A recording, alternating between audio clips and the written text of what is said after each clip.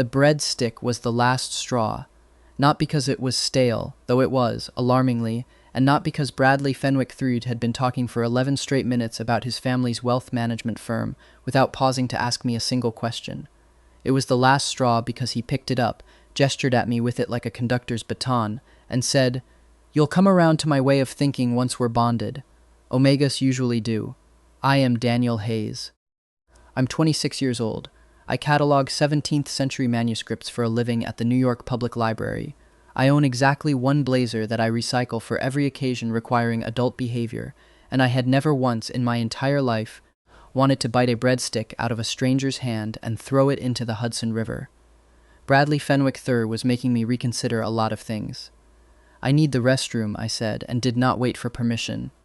Because apparently in Bradley's world I needed permission for that too, given the look on his face. The restroom at Da Vinci's on Mulberry Street had exposed brick and a mirror that made me look exactly as trapped as I felt. Flushed, wild-eyed, tie already crooked, though I'd only put it on an hour ago. Somewhere beyond the door, a violinist was working through what I was fairly sure was the third rendition of That's Amor of the evening, and the whole restaurant smelled like garlic and candle wax, and the particular desperation of a Saturday night in Little Italy. My mother had set this up. My mother, Patricia Hayes, who believed that 26 was approximately 4 years past the expiration date on an unbonded Omega, and who had apparently decided that a man who called his own trust fund Bradley Jr. was the solution. I pulled out my phone and texted the only person who could get me out of this without judgment. My best friend and fellow professional smartmouth, Sophie Turner, 27, my coworker down in Rare Books. The kind of woman who once talked a docent out of calling security by sheer force of eyebrow. My thumbs were faster than my brain. Please save me. Table by the window. Bring an actual emergency if you have one. I hit send and immediately knew something was wrong, because the little delivered notification popped up under a number I didn't recognize. 7 digits. A New York area code. Absolutely not Sophie. I stared at it in horror. In my rush, I'd fat-fingered the contact list and texted a total stranger that I needed rescuing from a man currently trying to order for me without asking what I wanted. Mortified, I typed again, fast, cringing at every letter. Sorry, wrong number. Ignore that, having a bad blind date, not an actual emergency. 3 dots appeared. Vanished, appeared again, table by the window. Which restaurant? I blinked at the screen. Surely this was a bot, or a scammer, or someone with an extremely dry sense of humor. I typed back, mostly out of morbid curiosity. Da Vinci's on Mulberry. But seriously, you don't have to. Don't move. That was it. 2 words, no punctuation to spare. Delivered with the kind of confidence people usually reserve for things they've already decided are going to happen, regardless of what you think about it. I laughed out loud, alone, in a restaurant bathroom, like an unhinged person, and shoved my phone in my pocket, and went back out to face Bradley Fenwick III and the breadstick of doom. I ordered you the salmon, he informed me the moment I sat down. Omegas do better with lean protein. Keeps you. He made a vague, insulting gesture at my entire body. Trim. For bonding. For bonding, I repeated, and reached for my water glass mostly so I'd have something to do with my hands that wasn't strangling him. Bradley took my silence as encouragement, the way men like Bradley always did, and launched into a detailed breakdown of the townhouse in Murray Hill he'd already picked out for us, the specific school district he had opinions about, despite neither of us having so much as held hands, and a 5-year plan that involved, verbatim, getting you set up somewhere quieter than a library, something part-time, something that leaves more energy for the household. I nodded along with the flat, glassy patience of a man doing complicated math in his head, which mostly consisted of calculating exactly how many minutes remained until I could reasonably claim a work emergency and leave, when a busboy dropped an entire tray of glassware somewhere behind me, and I flinched so hard I nearly took Bradley's wine with me. He didn't notice. He was still talking about the townhouse. That was when the front door of Da Vinci's opened, and the restaurant went quiet in the specific total way a room goes quiet when a shark swims into a fish tank. He was tall. That was the first thing, the thing you noticed even before you noticed the black wool coat that fit like it had been poured onto him, before the dark hair swept back like he hadn't so much styled it as dared it to move, before the eyes, a gray so pale it looked lit from behind, fixed and unhurried, sweeping the room like he already knew exactly where he was going and was simply confirming the restaurant hadn't rearranged itself to inconvenience him. The maitre d' actually stepped backward, actually put a hand on the podium like he needed the support. The stranger's gaze landed on our table, on me, and every plan I might have had for how the rest of this dinner would go evaporated, because he started walking toward us with the unbothered, ice-water calm of a man crossing his own living room, and Bradley, who had not stopped talking about lean protein, did not notice a single thing until a shadow fell over the table and a voice like a held door in winter said, "You're late, darling. Traffic." I looked up, way up. "I texted you back an hour ago," the stranger continued, sliding into the empty chair beside me like it had been reserved in his name, which, as far as the restaurant staff currently rearranging themselves into a state of quiet terror seemed to believe, it now had. He draped one arm along the back of my chair, not quite touching me, close enough that his cold and Setter cologne cut clean through the smell of garlic bread. I got here as fast as I could. Bradley's mouth was open. "Excuse me, who? This is a private." "Adrian Castellano." The stranger extended a hand across the table with the pleasant, terrible patience of a man who enjoys watching other people realize things slowly. "I don't believe we've met." The color left Bradley Fenwick Thru's face in one smooth, satisfying wave, like a tide going out. His hand did not move to shake Adrian's. His hand, in fact, appeared to have forgotten how to be a hand. "Castellanos," Bradley repeated, in the strangled voice of a man doing very fast, very unwilling math. "As in, the." "The very same," Adrian said pleasantly, and reached over to steal a piece of my untouched bread, which he examined with mild disdain before setting it back down. "Daniel didn't mention he was expecting company tonight when he texted me. My mistake for assuming I was still invited. No, of course, I was just."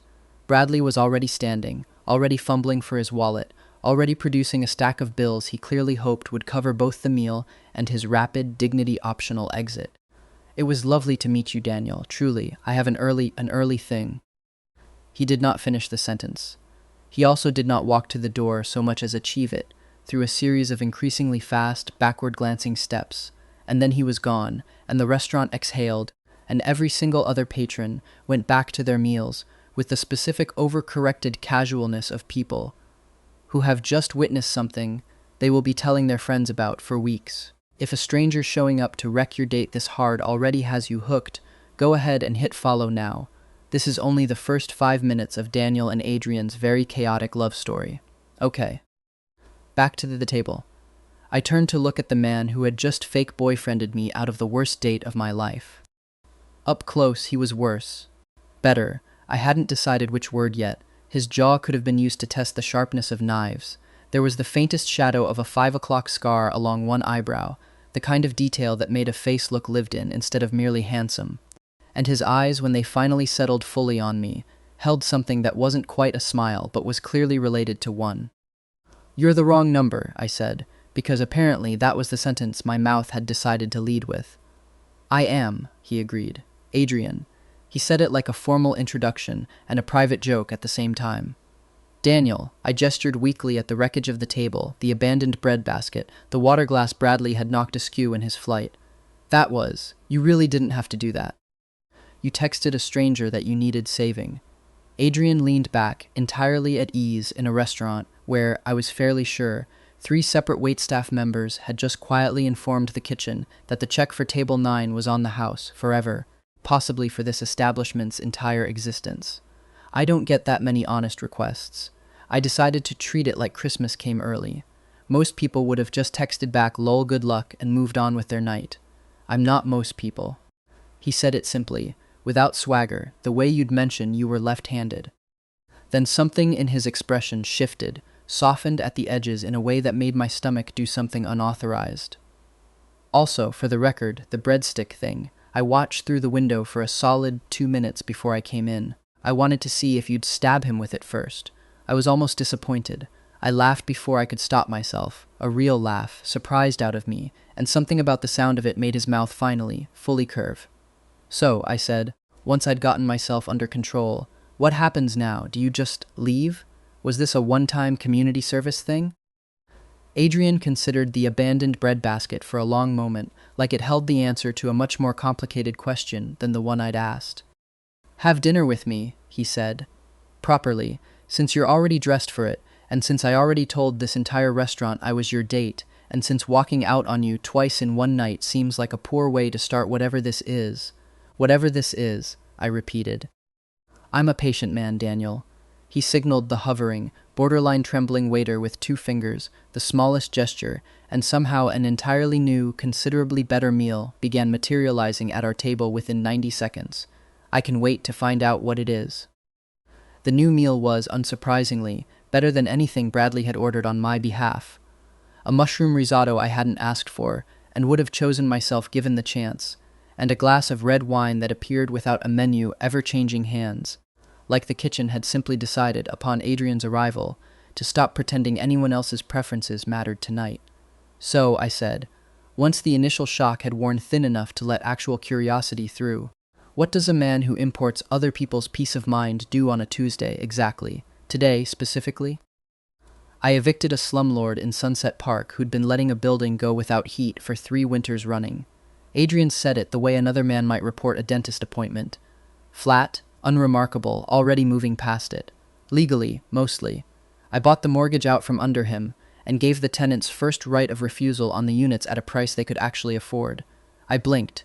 That's oddly civic-minded for a crime boss. I contain multitudes, he said, and there was something almost shy in the way he said it, like he hadn't meant to hand me that particular piece of himself so early and wasn't sure what to do now that he had. Not everything I do makes the papers. The parts that don't tend to be the parts I like better, and the parts that do make the papers, are usually true, and usually about people who deserved considerably worse than what I gave them. He said it without apology, watching me over the rim of his wine glass with the careful, assessing patience of a man gauging exactly how much honesty of first, technically second, technically accidental date could survive. I'm not going to pretend to be something softer than I am, Daniel. You deserve better than a lie you'll find out about in 3 weeks. Bold strategy, leading with I am, in fact, a criminal on date 1. I find it saves time. The corner of his mouth curved, dry, and unhurried. Also, in my experience, most people who are going to run from that particular fact run in the first 10 minutes. You're still here at the risotto. The risotto's very good. It is, he agreed, and something about the easy private amusement in his face. Like I'd passed a test I hadn't known I was taking, made the rest of the evening slide by faster than any dinner had any right to.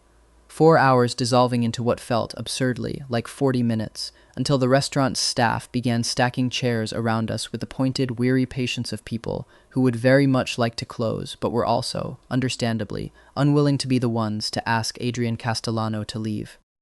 Here is a fact about me that will become relevant. I am extremely bad at leaving well enough alone. He texted the next morning, no preamble, just dinner, Thursday. I'm choosing the restaurant this time, and I said yes before I'd even finished reading it twice, which should have alarmed me more than it did.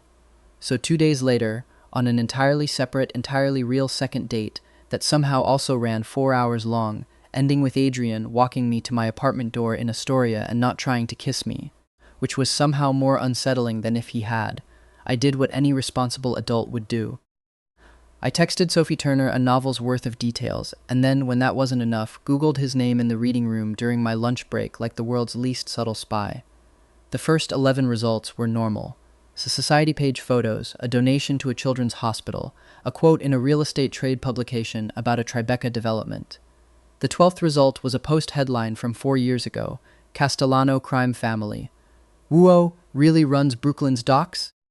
I choked on my own spit, loudly enough that Sophie, 3 desks down in an actual professional archive that required actual professional silence, hissed, "Daniel, he's a mob boss," I whispered, spinning my monitor toward her with the barely restrained energy of a man who has just discovered his fake boyfriend is also, apparently, a real crime lord. Sophie.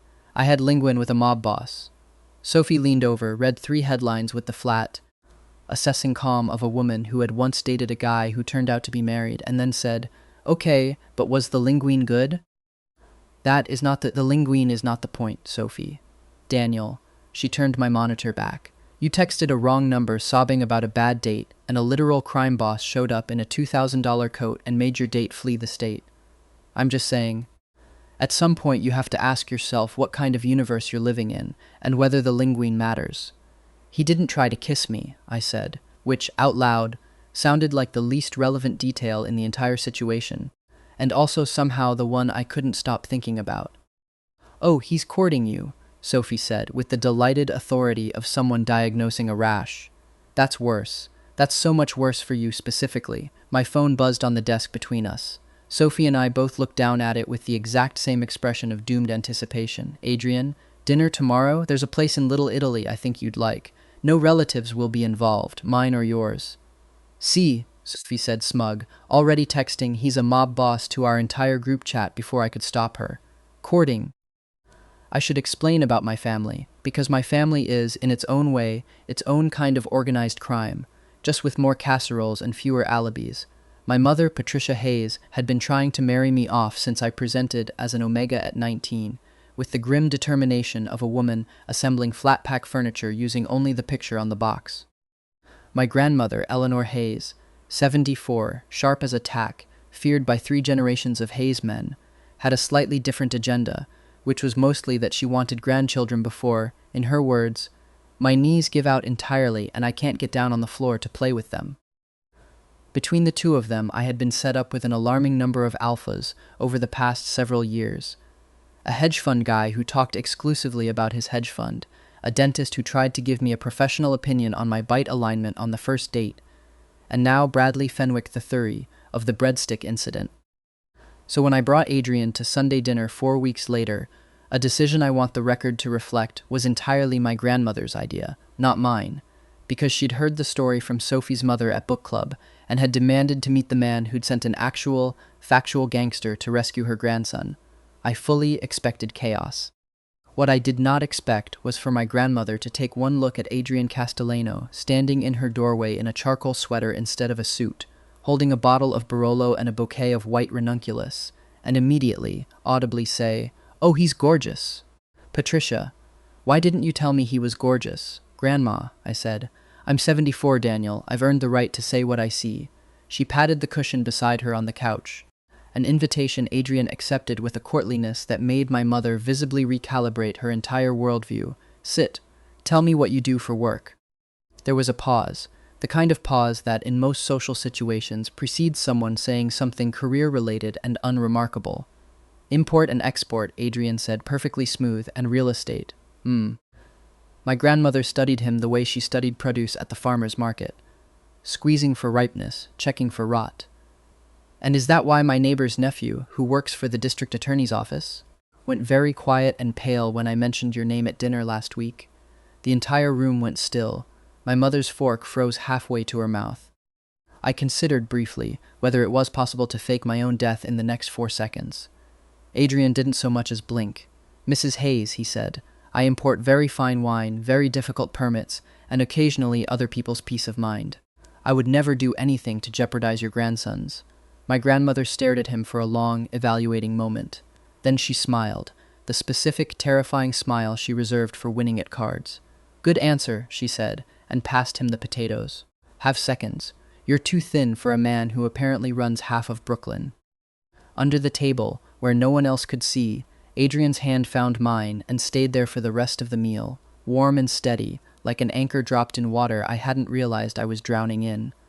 I met Nico Rossi for the first time the following Tuesday, in the front seat of a black Mercedes idling outside the library's staff entrance, and my introduction to him was watching a man built like a refrigerator turn around from the driver's seat, look me dead in the eye, and say, without preamble, "If you hurt him, I know 4 ways to make a body disappear that even Adrian doesn't know about."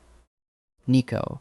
Adrian, in the back seat beside me, did not even look up from his phone. "I'm being welcoming," Nico said, wounded, pulling smoothly into traffic.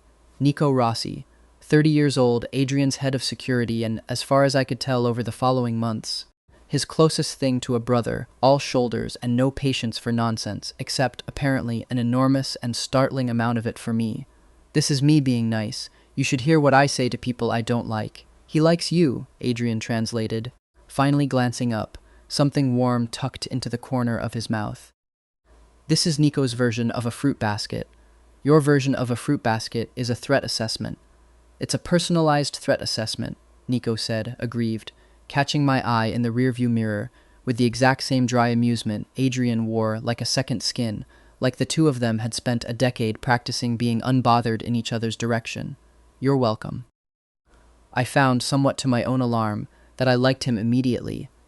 The easy way he ribbed Adrian, the fact that he kept an emergency umbrella and a paperback mystery novel in the glove compartment for stakeouts, the battered Yankees cap wedged in the door pocket that he swore, unconvincingly, belonged to a friend, and the way he'd pretend not to watch us in the mirror and fail completely, grinning at nothing every time Adrian reached over to fix the collar of my coat or steal the last bite of whatever I was eating. "He talks about you," Nico told me once, dropping me at my apartment while Adrian took a call outside, leaning an elbow on the open window, with the easy confidence of a man delivering classified information he knew he shouldn't. Constantly. It's honestly a little embarrassing for a man who runs. He glanced around the empty street, lowered his voice out of pure comic habit, a very large import-export operation. Define constantly. He asked me last week if librarians got dental. Nico shook his head, delighted by his own gossip. "I don't know what that means either, Daniel, but it kept him up nights." I was still laughing about it when Adrian slid back into the car, immediately, correctly suspicious. "What did he tell you?" "Nothing," Nico said, entirely unconvincing, pulling away from the curb while Adrian glared at the back of his head with the specific, fond exasperation of a man who had clearly lost this exact argument 100 times before and would lose it 100 more. Adrian came to the library exactly once during those early weeks, and the fallout lasted a solid month. He arrived unannounced on a Wednesday afternoon, in a charcoal overcoat, carrying a paper bag from the bakery 2 blocks from Rare Books, and made the catastrophic mistake of asking the reference desk where he might find Daniel Hayes in manuscripts, in a voice that carried, apparently, to every corner of a reading room specifically engineered for silence. By the time I made it upstairs, summoned by a text from Sophie that read only "Calm now," half the department had found some urgent, entirely fabricated reason to be near the front desk. And my supervisor, Diane, mid-50s, head of Rare Books, a normally unflappable woman who had survived 2 building fires and 1 extremely aggressive book club dispute without visibly reacting, was staring at Adrian with the fixed, glassy expression of a woman recalculating her entire understanding of her own institution. "He brought croissants." Sophie hissed at me from behind a card catalog, vibrating with barely contained delight. "He brought croissants, and he asked Diane if the building's climate control system was adequate for the collection. Daniel, he's doing recon on our HVAC to impress you. This is the most romantic thing I have ever personally witnessed in a professional setting." "It's not recon," Adrian said, appearing behind me with the silent, unnerving ease that I still hadn't gotten used to, holding out the bakery bag like an offering. "Your radiator's been clanking for 3 weeks. You mentioned it twice. I know a guy. You know a guy," I repeated. "I know several guys, Daniel. It's sort of my whole thing." He said it so simply, so entirely without irony, that Diane made a small, strangled sound behind her desk and abruptly remembered urgent paperwork requiring her immediate attention elsewhere. The radiator was fixed by Friday, by men in plain gray coveralls, who did the job in absolute silence and left without so much as a business card, and for the following month my coworkers referred to Adrian, without exception, as the HVAC guy, a nickname that stuck so thoroughly that our department's group chat briefly considered it as an actual, permanent contact name in the shared calendar. He apparently found it so delightful when Sophie told him about it that he had a small brass plaque made, "In loving memory of the radiator, taken too soon, 2019 redacted," and had it mailed to Diane's office with no return address, which remains, to this day, the single most unhinged and most beloved object in the entire Rare Books department. It became, over the following weeks, a habit I didn't examine too closely. Tuesday coffee near the library, where he'd appear at exactly 10:47, the precise gap in my archive schedule, with 2 cups and 0 explanation for how he knew my break time down to the minute. Thursday walks along the Hudson, where he'd tell me, in flat, dry asides, about running a criminal empire the way other men complained about quarterly taxes. A shipment delayed, a councilman who needed convincing, a rival family's son who kept trying to poach his drivers. "Do you ever worry?" I asked him once, walking backward along the promenade so I could watch his face. "That telling your maybe boyfriend about your crimes is a liability?" "You're not going anywhere," Adrian said, with the calm, terrible confidence of a man stating a fact about gravity. "That's either extremely romantic or a threat. With me, he said, catching my hand to keep me from backing directly into a lamppost. It's usually both. I laughed, because it was funnier as a joke than it had any right to be, and because the way he tugged me gently into his side afterward, tucking me against his ribs like something he intended to keep, made the joke feel like it had a soft center he hadn't meant to show me. He was, against every expectation I'd built off 2 newspaper articles and a lifetime of movies, funny. Dry, deadpan, the kind of humor that snuck up on you 3 seconds after he'd said something, and you were still parsing whether he'd been serious. He noticed things, that I hummed off-key when I was concentrating, that I hated cilantro with the burning passion of 1,000 suns, that I always ordered the same drink because trying new things at restaurants stressed me out, and he never once made me feel small for it, just quietly began ordering something new himself so we could split it and I could taste test without the commitment. One Saturday he showed up outside my apartment at 9 in the morning with 2 coffees, no explanation, and the mild, unbothered expectation that I would simply come along. An expectation I complained about loudly, at length from my doorway in sweatpants, before losing the argument in approximately 90 seconds flat, which was how I ended up spending an entire afternoon at the Met with a man who, it turned out, knew an unreasonable amount about Renaissance manuscripts, enough that I stopped, halfway through the medieval wing, and demanded to know why. My mother loved this museum, Adrian said, studying an illuminated book of hours behind glass with the same unhurried attention he gave everything, hands clasped loosely behind his back.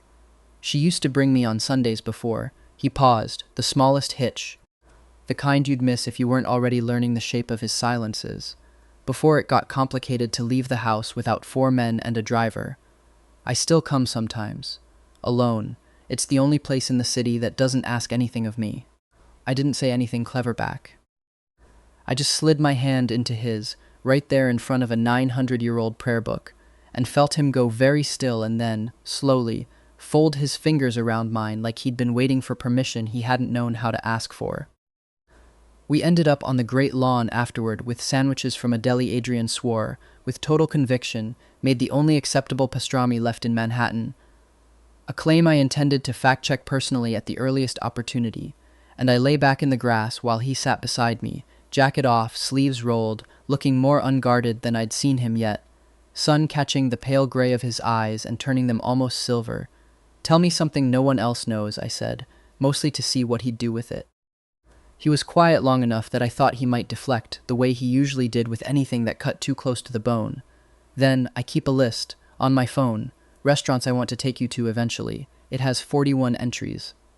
A pause. I started it the night we met, before you'd agreed to a second date, before I even knew if you'd want one. That's insane, I told you. Patient man. But there was color along the top of his cheekbones that had nothing to do with the sun. And watching Adrian Castellano, a man who had, by his own admission, evicted a slumlord and threatened a man with vague, terrible consequences over dinner, without so much as raising his voice, get quietly, thoroughly flustered by his own honesty was, I decided, then and there, one of my new favorite things in the world. 41 restaurants, I said. We're going to need a lot more Saturdays. That, Adrian said, reaching over to tuck a strand of grass out of my hair with a gentleness that undid something in my chest every single time, was rather the idea. I should warn you, some Saturdays I don't leave the couch. It's a whole thing. I own a very specific blanket. I'm aware. I've seen the blanket. He said it with the mild, fond exasperation of a man who had already, at some point, been present for the blanket and did not seem remotely deterred by the prospect of more of it. He also, infuriatingly, would not kiss me. I want you to be sure, he told me. The 5th time I'd very obviously angled my face toward his on my own front stoop, and he'd very gently, very deliberately, pressed a kiss to my forehead instead, like I was something precious and breakable, and he had all the time in the world to prove it. When I kiss you, Daniel, I want it to be because you chose it, not because your mother's matchmaking scared you into it, not because I showed up with good timing and a nice coat. Chose it. Clean. You are the single most frustrating man I have ever met, I told his collarbone, which was the nearest part of him, since my face was currently smushed into his chest, in what I told myself was frustration and not, in fact, complete surrender. I've been called worse, he said, and I could hear the smile in it, and it took every ounce of my willpower not to smile back into his shirt like an idiot. He took me to his apartment for the first time in week 5, a penthouse in Tribeca, with windows so tall the city looked less like a skyline and more like something laid out for inspection, floors the color of old honey, and taped to the refrigerator with painter's tape at a height that suggested it had been placed there by a child, a crayon drawing of what I eventually determined was a very lopsided dog. Who, I asked, staring at it, drew this, my goddaughter, Nico's niece. She's 7 and thinks I run a very boring shipping company, and I intend to keep it that way for as long as humanly possible. Adrian said it while shrugging out of his suit jacket with the same easy, practiced motion he'd used to wrap it around me the night we met, except this time he draped it over a chair instead.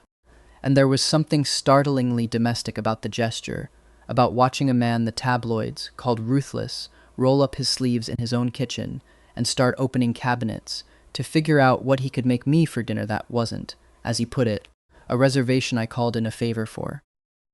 The apartment, it turned out, was full of small, contradictory evidence like that.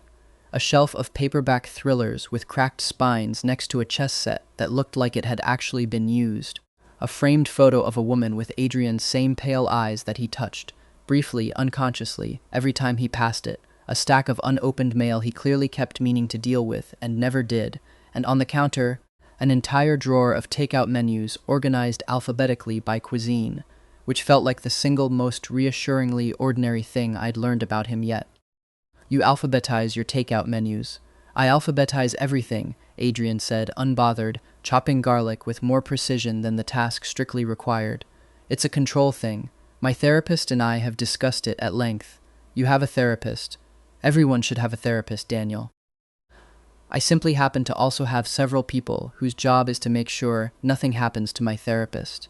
He said it so dryly, so completely without acknowledging how insane the sentence was, that I laughed until I had to set down my wine glass. And he watched me do it with the specific, quiet satisfaction of a man cataloging a sound he intended to hear again as often as possible. We ate at the counter instead of the enormous, clearly unused dining table, elbows bumping, plates balanced on stacks of unread real estate contracts he'd shoved aside without ceremony.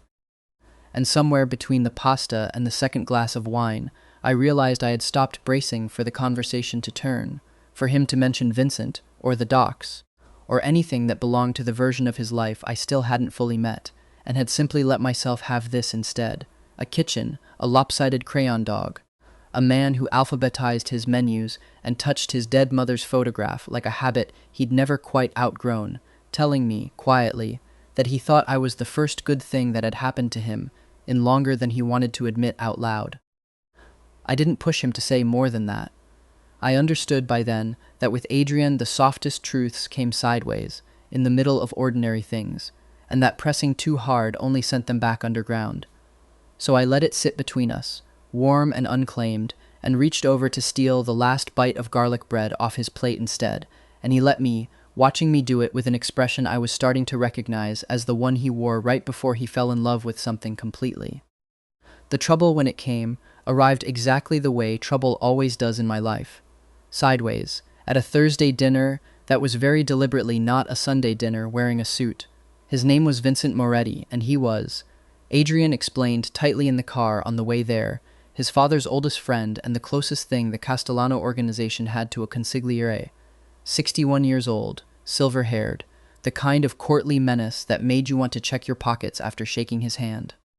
He wants me to marry Julian Calloway, Adrian said, eyes on the road, jaw doing the tight, controlled thing it did when he was choosing his words with more care than usual. The Calloway family runs the West Side docks. There's been friction for 2 years. A marriage would end it. An alliance, on paper, permanent, unbreakable. Vincent's been pushing it since before I met you. My stomach dropped somewhere around my shoes. And what do you want? I want, Adrian said, pulling up outside a restaurant I didn't recognize, cutting the engine with more force than the gesture required, for Vincent to meet you tonight and understand that this conversation is closed, permanently. I should have handled it weeks ago. I didn't want to bring you into it. I should have found that reassuring. Instead, sitting across from Vincent Moretti 2 hours later, watching the older man's assessing eyes flick between me and Adrian like he was doing inventory, I felt something small and cold curl up in my chest. Julian is a good match, Vincent said, not unkindly, cutting into his steak with the unhurried precision of a man who had never once in his life worried about being interrupted. Old money, old alliance, stable. Adrian, you understand what stability is worth. I understand what it costs, Adrian said, and there was an edge in his voice I hadn't heard before, flint under silk. This conversation is over, Vincent, is it?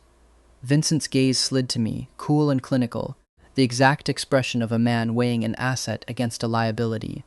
And what does the librarian bring to the table exactly? Peace with the docks? Protection for the shipping routes? Or does he simply make you feel good, Adrian, the way things that don't last usually do? I didn't say anything. I found, in the moment, that I couldn't. My throat had gone tight and small, and every insecure thought I'd successfully outrun for 6 weeks, down galloping back at once, catching up altogether. Fake dating a mob boss. A dock war. An arranged marriage he'd probably have made anyway, if you hadn't texted the wrong number and gotten in the way.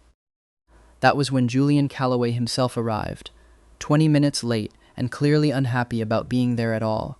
24, sharp-featured, dressed like he'd rather be anywhere else on Earth, an omega with the flat, unimpressed expression of a man who has attended this exact dinner in some form 4 separate times already this year.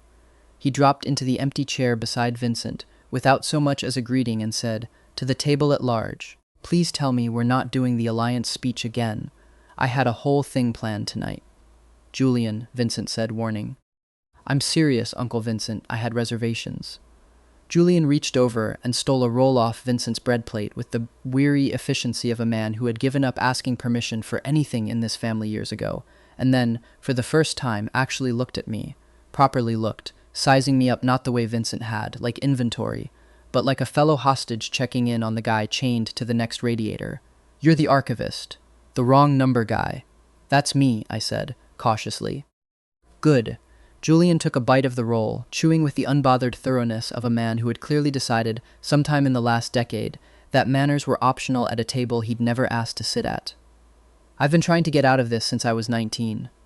No offense, but I would very much like you to keep dating him so my uncle stops bringing me to dinners where old men discuss my womb-adjacent utility over veal." "Julian," Vincent said again, sharper. "What? It's true. I have a boyfriend, Uncle Vincent. His name is Marcus. He's a paramedic. He thinks the Calloway docks is a fun fact I made up at a party."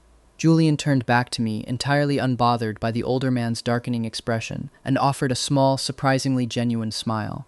"For what it's worth, wrong number guy, I hope it works out. Somebody in this family should get to marry for something other than a shipping route." Vincent's jaw tightened into something that looked, for just a moment, almost like defeat, and even Adrian's mouth twitched despite the tension still coiled in his shoulders. It didn't fix anything. Vincent recovered fast, steered the conversation back towards stability and legacy, with the stubborn patience of a man who had built his whole career on outlasting other people's objections. But it cracked something loose in my chest anyway, a small, useful reminder that I wasn't actually competing with Julian Calloway at all. I was competing with an old man's spreadsheet. I excused myself before dessert.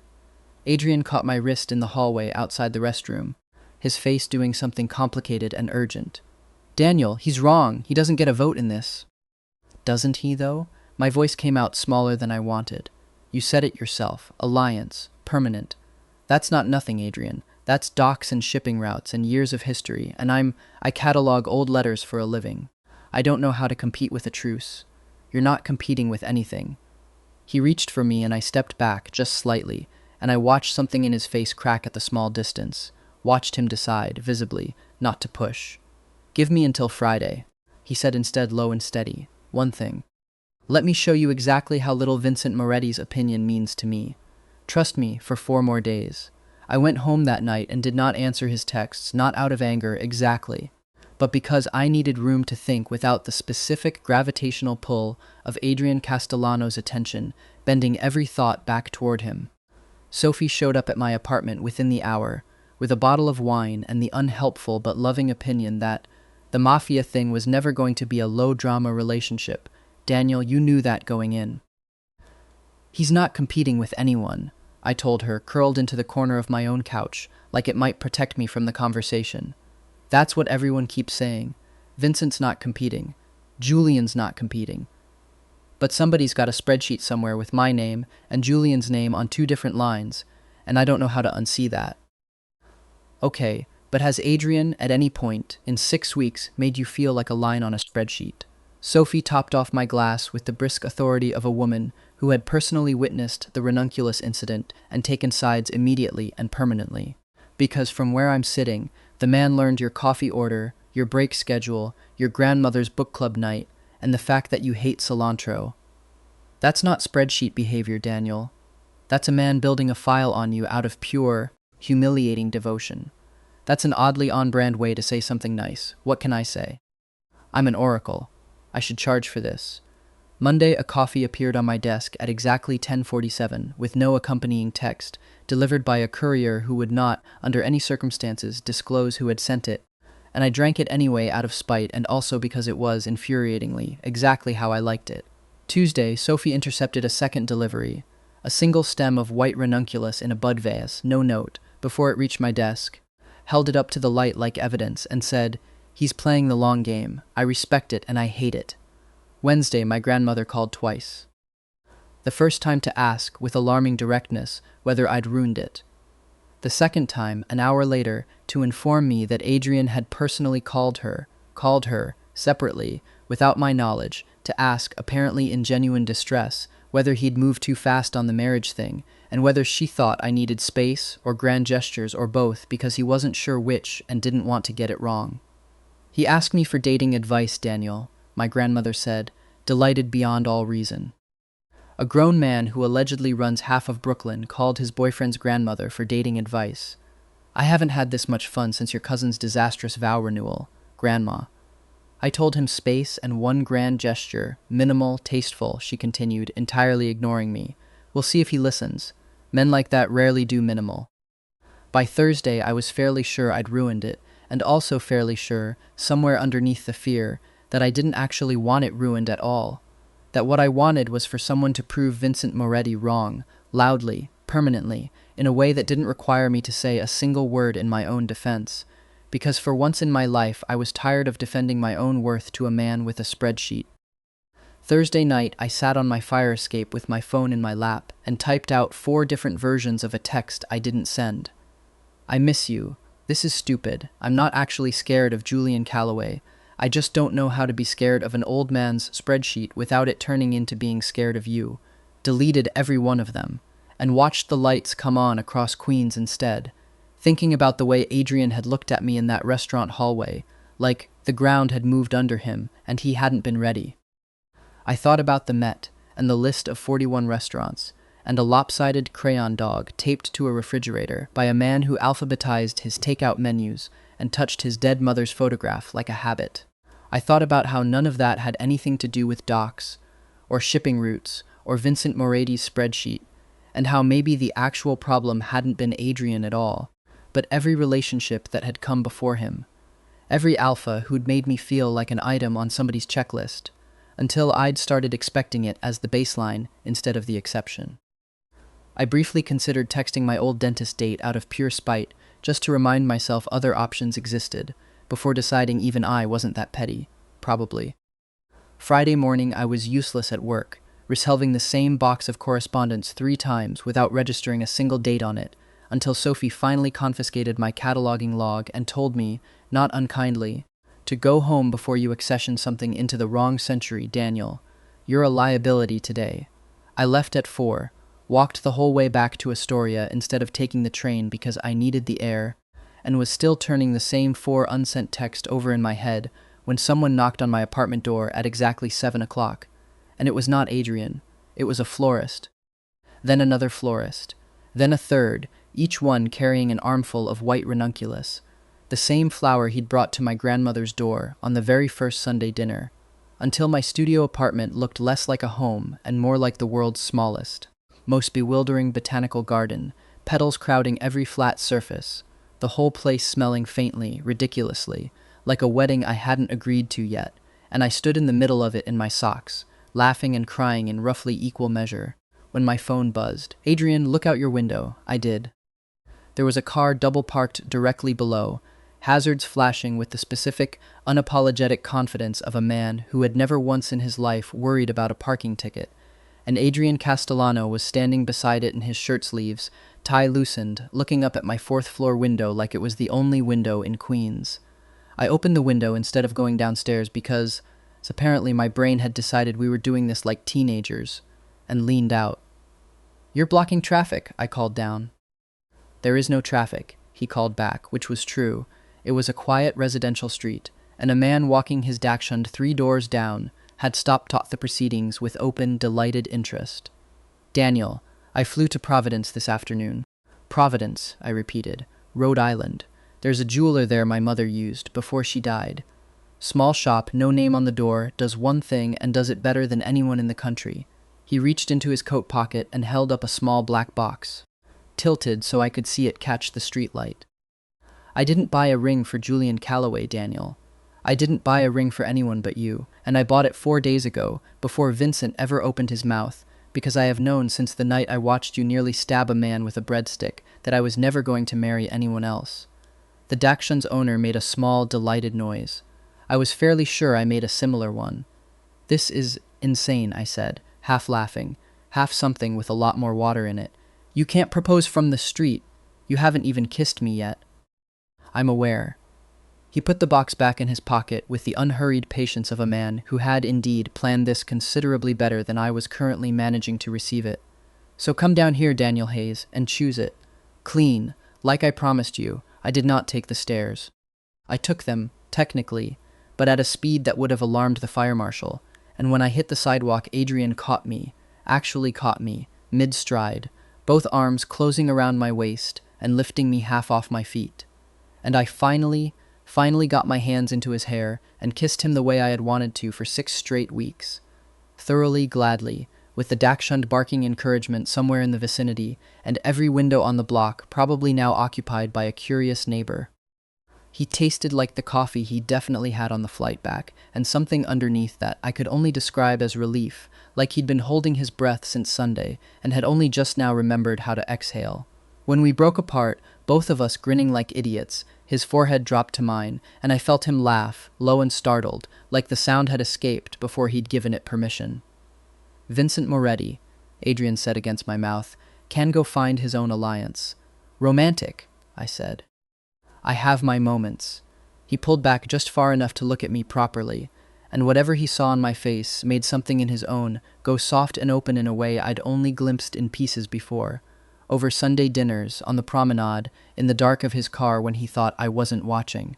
"Marry me, Daniel. Not for the docs, not for Vincent, because you texted the wrong number on the worst night of your dating life, and I have never once regretted answering it." I looked at the box still in his pocket, at the flowers currently taking over my apartment, at the man who had walked into a restaurant like the tide coming in, and had never, not once since, made me feel anything but chosen. "Yes," I said. "Obviously, yes. Ask me properly, though. With the box." He laughed, really laughed, head back, the sound rich and surprised, and got down on one knee on a Queens sidewalk in front of a Dachshund and its extremely satisfied owner, and asked me properly. We didn't make it upstairs for almost 20 minutes. Both of us too busy laughing against each other's mouths in the middle of the sidewalk. The ring finally, officially on my hand, the Dachshund's owner audibly narrating the whole thing into her phone, for what I could only assume was her own group chat. When we finally did go up, past the florist's 2nd and 3rd deliveries still crowding my hallway, Adrian paused in my doorway the way he always did, cataloging, I realized later, every small detail of the place I lived before he let himself fully step inside it, like even now he refused to take anything about this for granted. That night was quiet in the way that mattered most. No grand gesture, no ring light or reservation. Just the two of us on my too small couch, with a bottle of wine we didn't finish, his ring on my hand catching the streetlight through the window. My head on his shoulder while he told me, low and unhurried, about the version of his life he'd expected before he ever texted a stranger back. One with alliances and spreadsheets and Vincent's kind of stability, cold and permanent and entirely without softness in it. And how he'd stopped being able to imagine that life the second he'd carried a stack of takeout menus back from the diner and caught himself alphabetizing them wrong because he was thinking about me instead. I fell asleep against him somewhere around midnight, in my own apartment, engaged to a man who ran half of Brooklyn's waterfront, and woke the next morning to the smell of coffee and the sound of him on the phone in the kitchen, voice pitched low and businesslike, informing someone named Frank that the merger discussion is closed. Permanently, tell Vincent I said congratulations on losing, which was, I would come to learn, as close as Adrian Castellano ever got to gloating, and which made me laugh so hard into my pillow that he came to check on me, tie half-nodded, utterly bewildered, entirely mine. Vincent Moretti did not attend the wedding, which took place the following spring in the garden of a restored farmhouse in the Hudson Valley, under an arbor dripping with the same white ranunculus that had once ambushed my apartment. He sent, instead, an enormous, faintly threatening fruit basket, the kind with a card envelope sealed so precisely it looked like evidence, and a note that read only congratulations. You made your point, which Adrian read once, laughed at, a short, sharp, genuinely delighted sound, and then propped on the mantel like a trophy, right between our engagement photo and Nico's niece's crayon dog, which had since been promoted from refrigerator to a proper frame. Julian Calloway came without him, arm in arm with Marcus, 26, a paramedic, the kind of unflappable that came from a job full of worse emergencies than a Mafia wedding, who spent the entire cocktail hour looking politely, valiantly unbothered by the number of men in dark suits scanning the tree line, and who told me, with real sincerity, that Julian had not stopped talking about the wrong number guy who got Uncle Vincent to shut up at a family dinner for 6 straight months. The ceremony itself was small by the standards of the guest list. Adrian's people filled half the folding chairs, and I had learned by then not to ask too many follow-up questions about precisely what his people did for a living, only to notice, with something between alarm and fondness, how every single one of them treated me with the careful, watchful reverence of men guarding something they'd been personally instructed was irreplaceable. My grandmother cried through the entire ceremony, and told anyone who would listen, repeatedly, unprompted, that she had known from the moment she saw him in her doorway in that charcoal sweater. My mother, to my genuine shock, cried harder and pulled Adrian aside afterward to tell him, with the watery, fierce directness she usually reserved for emergencies, that she'd never once seen me stand the way I stood next to him, like I'd finally stopped bracing for something to go wrong. Sophie caught the bouquet, and immediately, loudly, announced she was framing it instead of following whatever tradition it was supposed to represent, and then spent the better part of the reception interrogating Nico about the 4 ways to make a body disappear, with the professional curiosity of an archivist who had clearly decided she liked him, a development Nico appeared to find both alarming and, based on the number of times I caught him laughing at something she'd said, not entirely unwelcome. Dinner was served on long farmhouse tables, strung with fairy lights, and somewhere around the second course Nico stood up, uninvited, and gave a toast that started as a genuine, surprisingly moving tribute to Adrian, and ended with a 5-minute digression about the specific ways he intended to background check anyone who so much as looked at either of us wrong at the reception, delivered with such total sincerity that half the guests couldn't tell if it was a joke, which, based on the look on Adrian's face, it mostly wasn't. We danced until midnight under string lights strung between the farmhouse old oak trees, my grandmother cutting in twice, once to check that Adrian was still behaving, once simply because at 74 she informed us both she intended to dance at every wedding she was invited to for as long as her knees allowed it. At some point during the 3rd slow song, Adrian pressed his mouth to my ear and said, low, "For the record, I looked up Bradley Fenwick III's engagement announcement last week. Married a woman named Mafia. I feel we dodged something." "You stalked my ex," I said, delighted, scandalized, not remotely surprised. "I like to keep tabs on the men who lost," he said, entirely unrepentant, and spun me into a laugh I couldn't have stopped if I'd tried, the lights blurring gold above us, the whole ridiculous shape of the last year folding down into this. A farmhouse garden, a ruined dinner turned rescue turned marriage. A man who had answered a wrong number like it was the most important text he'd ever received. There is a very specific sound Adrian Castellano makes when he is trying to appear unbothered while being, in fact, deeply bothered, and I heard it for the first time as a married man on a Tuesday morning in October over coffee when he set down his phone with slightly too much precision and said, Our new mailman is 24. Okay, I said, not looking up from my toast. He waved at you yesterday. He waves at everyone, Adrian. It's his job. I ran a background check, Adrian said, with the calm, deadly seriousness of a man discussing a minor security concern rather than the postal service. He's clean, model citizen. I'm slightly disappointed, honestly. I had a whole plan. I put down my toast. You ran a background check on our mailman. I run background checks on everyone who smiles at you for longer than 4 seconds, Adrian said, entirely unbothered by how insane this sounded out loud, sipping his coffee with the composure of a man who had never once considered this behavior remarkable. It's practically a hobby at this point.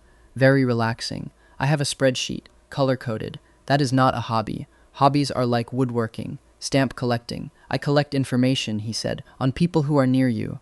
It's the same principle. It is not remotely the same principle. He reached across the table anyway and tucked a strand of hair behind my ear with a gentleness completely at odds with the conversation we'd just had. The same gentleness that still, 11 months into marriage, made my chest go warm and stupid every single time and said, "Married life suits you. You've gotten mouthier." "You married me for the mouth," I reminded him. "Don't act surprised now."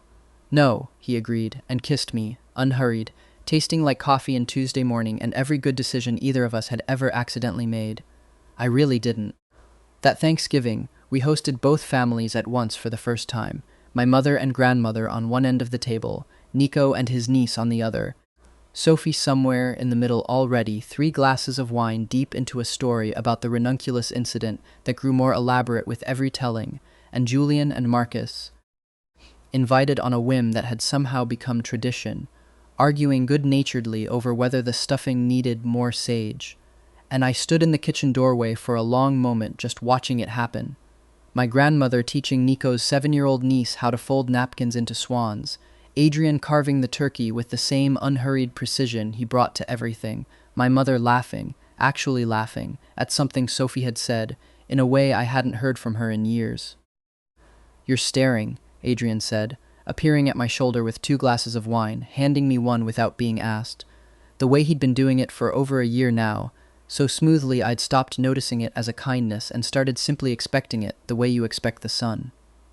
"I'm memorizing it," I said, honestly, in case I ever need to prove to someone that a mob boss can also host a genuinely lovely Thanksgiving. I resent the implication that those 2 things were ever in tension. He pressed a kiss to my temple, unhurried, and I felt him smile against my skin when Nico's niece shrieked with laughter across the room at something my grandmother had said. Also, for the record, I already background checked everyone at this table. Twice. It's the safest turkey dinner in New York. That is deeply unhinged and also, somehow, the most romantic thing you've said all week. "I contain multitudes," he said again, the same 3 words he'd used on our very first night, in a restaurant that no longer existed in quite the same way in my memory. Overwritten gently by a year of Tuesday coffees and Thursday walks and a lopsided crayon dog still taped to our refrigerator. And I laughed into my wine glass and let him pull me back toward the table, toward all of it, toward the improbable, loud, well-fed shape of the family we'd built out of one very wrong number. Later that week, my grandmother would call to inform me she was telling the entire book club, in scandalous detail, the story of the wrong number and the breadstick, and the man who'd walked into a restaurant like the tide coming in and never once, in all the months since, walked back out of my life. Sophie would frame a second photo beside the bouquet, this one of the 2 of us on the dance floor, laughing foreheads together, and hang it in rare books where, technically, no personal photographs were allowed, and dare anyone to make her take it down. And somewhere in an apartment in Astoria that had slowly, quietly become a home in Tribeca instead, a man who ran half of Brooklyn's waterfront kept a running, entirely unnecessary file on a 24-year-old mailman named Kevin, purely, he insisted, for peace of mind, while his husband, an archivist who had never in his life expected any of this, laughed at him from across the kitchen and thought, not for the first time, that texting the wrong number might have been the single luckiest mistake of his entire life. That evening, after the dishes were done and the last of the ranunculus on the windowsill had finally, after 11 months, begun to wilt, Adrian pulled a fresh bunch out from behind his back. Sourced, he admitted, from a guy. Of course, there was always a guy. And set them in the same vase without a word. The the way he'd been quietly restocking that same windowsill since the week we got engaged, never mentioning it, never making it a moment, just a small, steady fact of our life together that I only noticed because I'd started, somewhere along the way, to expect it the way you expect the sun to come up. You know, I told him, watching him fuss the stems into place with more care than the task strictly required. For a man who runs half of Brooklyn's waterfront, you have a lot of time for flowers. I make time, Adrian said simply. The same 3 words that had started all of this a year and a half ago in a restaurant on Mulberry Street, and pulled me in against his side on the couch, my head finding his shoulder like it had always belonged there, the city glittering wide and indifferent and entirely finally ours through the window behind us. For you, Daniel, always. Outside, somewhere below us, the city kept doing what it always did. Cabs honking, a siren fading toward the bridge, someone's radio drifting up from an open window, indifferent to the fact that one very ordinary wrong number had, 18 months ago, rearranged the entire shape of my life. I didn't mind. I'd stopped needing the city to notice. I had a lopsided crayon dog in a real frame, a husband who alphabetized his grief the same way he alphabetized his takeout menus, and a windowsill that would never, as far as I could tell, run out of white ranunculus. And that's the whole story. One wrong number, one very inconvenient mob boss, and a very happy ending. If Daniel and Adrian earned a place in your heart the way they earned one in mine, follow along for more stories just like this one. And tell me in the comments which moment made you smile the hardest. See you in the next one.